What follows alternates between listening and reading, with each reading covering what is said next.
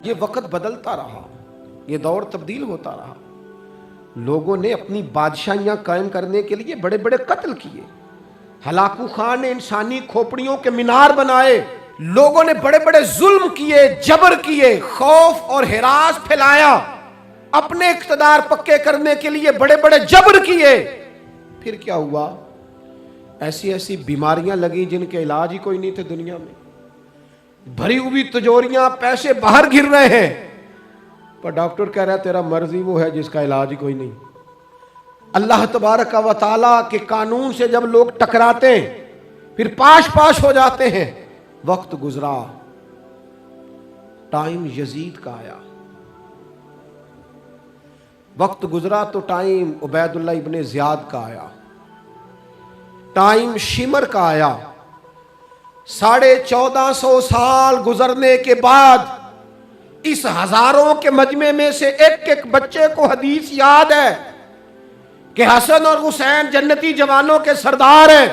بتاؤ یزید کو نہیں آتی تھی؟ شیمر کو نہیں پتا تھا؟ کلمہ تو پڑھتے تھے نا یہ؟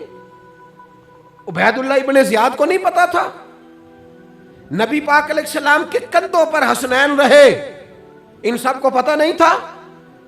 یہ جانتے نہیں تھے کہ یہ وہ حسنین کریمین ہیں جن کو حضور سنتے تھے، فرماتے تھے یہ میرے پھول ہیں دونوں؟ کیا بات رضا اس چمنستان کرم کی، زہرا ہے کلی جس میں حسن اور حسین پھول۔ آج 1450 سال گزرنے کے بعد امت کو حدیث آتی ہے کہ نبی پاک علیہ السلام نے فرمایا جس نے حسن اور حسین سے پیار کیا اس نے مجھ سے پیار کیا، جس نے ان سے بغض رکھا اس نے مجھ سے بغض رکھا۔ کلمہ پڑھتے تھے، مسلمان کہلاتے تھے۔ 10 محرم کو جمعے کا دن تھا، امام حسین امامہ باندھ کے گھوڑے پر بیٹھ کر خطبہ دینے لگے تو ایک شخص اندر سے بول کے کہنے لگا حسین تقریر لمبی نہ کر، ہمارا جمعہ لیٹ ہو رہا ہے۔ بلے و نمازیو، سامنے وہ شخصیت کھڑی ہے جس پر ابھی درود پڑھیں گے نماز میں، اللہم صلی علی محمد وعلی، ابھی درود پڑھیں گے حسین ابن علی پر، ابھی شہید کر کے ابھی درود پڑھیں گے، وہ سامنے کھڑے۔ اور امام حسین کا ایک جملہ تاریخ نے یوں لکھا ہے کہ شاید ریت کے ذرے بھی تڑپ گئے۔ امام علی مقام فرمانے لگے مجھے غور سے دیکھو، تمہیں پتہ ہے میں کون ہوں؟ تم جانتے ہو میں کون ہوں؟ نبی پاک نے فرمایا تھا یہ حسن اور حسین میرے بیٹے ہیں کیونکہ میری بیٹی کے بیٹے ہیں۔ تمہیں پتہ ہے میں کون ہوں؟ سامنے امام حسین کھڑے، فرمایا مجھے جانتے ہو؟ اور امام علی مقام فرمانے لگے میں تمہارے نبی کا نواسا ہوں، اور آج کے بعد تمہیں کسی نبی کا کوئی نواسا نہیں ملے گا، کیونکہ نبی پاک آخری نبی ہیں، اور جب حضور کے بعد کوئی نبی نہیں آئے گا تو کسی نبی کی اولاد کیسے ہوگی؟ تمہیں آج کے بعد کسی نبی کے نواسے کی زیارت نہیں ملے گی۔ میں کیسے آپ سے یہ بات آپ کو عرض کروں کہ سامنے حسین ابن علی بھی ہوں تو لوگ نفس کی خواہشیں پوری کرتے ہیں، لوگ اپنی کرسیاں پکی کرتے ہیں، لوگ گورنریاں پکی کرتے رہے، لوگ گڈ بک میں جانے کے لیے ایک دوسرے کو شاباشیاں دیتے رہے، جشن ہوتا رہا۔ سب سے پہلے ایک شخص نے امام حسین کا قافلہ روکا تھا، اس کا نام حور بن یزید تھا، سب سے پہلے اس نے روکا تھا، وہ ایک لشکر کا سپہ سالار تھا۔ جب امام حسین رضی اللہ تعالیٰ عنہ نے خطبہ پڑھا نا تو حور یزیدی فوج میں تھا، واپس گیا اور عبید اللہ ابن زیاد سے جا کے کہنے لگا، یا جو بھی وہاں لوگ موجود تھے یزیدی فوج کے، ان سے کہنے لگا تم نے تو کہا تھا کہ صرف راستہ روکنا ہے،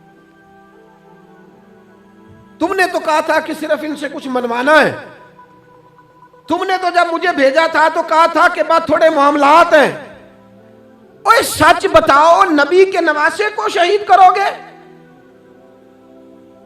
تم نے تلواریں نکال لی ہیں، نیزے نکال لیے ہیں، تیر نکل آئے ہیں، تیاری مکمل ہے، مجھے سچ بچاؤ، کیا حسین ابن علی کی گردن پر خنجر چلانے لگے ہو؟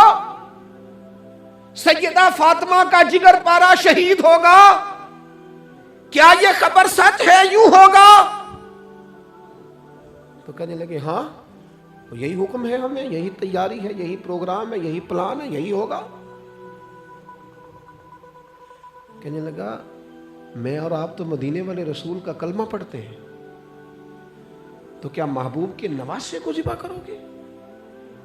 جناب علی اکبر کو، جن کا چہرہ رسول پاک سے ملتا ہے، حضرت قاسم بن حسن کو، جناب علی کے بیٹوں عباس بن علی کو، حضرت علی کے بیٹے ابو بکر بن علی کو، حضرت علی کے بیٹے عمر بن علی کو، حضرت علی کے بیٹے یہ بھی 3 کربلا میں موجود، حضرت عثمان ابن علی کو، ان کو شہید کرو گے؟ نے کہا ہاں تیاری ہو گئی ہے۔ تو سب کے ضمیر مردہ نہیں ہوتے، ہاں بڑی بڑی سخت جگہوں پہ پھول اگتے ہیں۔ حر نے جب ان سے کہا کہ تمہارا پکا ارادہ ہے، کہا پکا ارادہ ہے، تو اس نے کہا یہ زیرہ پکڑو، یہ عہدہ پکڑو، مجھے تمہارا دیا ہوا عہدہ نہیں چاہیے، حسین کے نانا کی دی ہوئی جنت درکار ہے، یہ رکھو اپنے پاس، مجھے تمہارا۔ ایڑی لگائی اس نے اور دوڑا اور امام حسین کے قدموں میں گیا، کہنے لگا حضور میں مجرم ہوں، میں خطا کار ہوں، میں نے سب سے پہلے آپ کو روکا تھا، پر مجھے قسم ہے اللہ کی میں جانتا نہیں تھا ان کا ارادہ کیا ہے، حضور بھول گیا، غلطی کر بیٹھا، یہ اندھے ہوں گے، ان کی آنکھوں میں پٹی بندی ہوگی، اور مجھے تو پتہ ہے نا کہ دنیا کو پھر محمد کا نواسہ نہ ملے گا، مجھے خبر ہے، اگر معافی مانگوں تو معاف کر دو گے، پہلا مجرم ہوں، میں نے روکا ہے، اگر آ جاؤں تو قبول کر لو گے؟ یہ ظرف، یہ حوصلے، یہ توانائیاں اگر ہیں تو سیدہ فاطمہ کے دودھ میں ہیں، یہ شیر خدا کی تربیت میں ہیں، یہ محبوب نے جو ان کی زبانوں کو چوسا تو اس کرم میں ہے۔ حضرت امام حسین نے اٹھ کے سینہ یوں چوڑا کیا، ہاتھ پھیلائے، فرمایا آجا، لگ جانا میرے سینے کے ساتھ، تو آ جانا، تو نے دیر کی، ہم تو پہلے سے منتظر تھے، تو آ جا، تیری ساری معاف ہیں۔ حر کے مقدر جاگے، امام علی مقام کے لشکر میں شامل ہوا۔ بعض نے لکھا ہے جو لوگ ابتدا میں شہید ہوئے امام حسین کی طرف سے، ان میں حر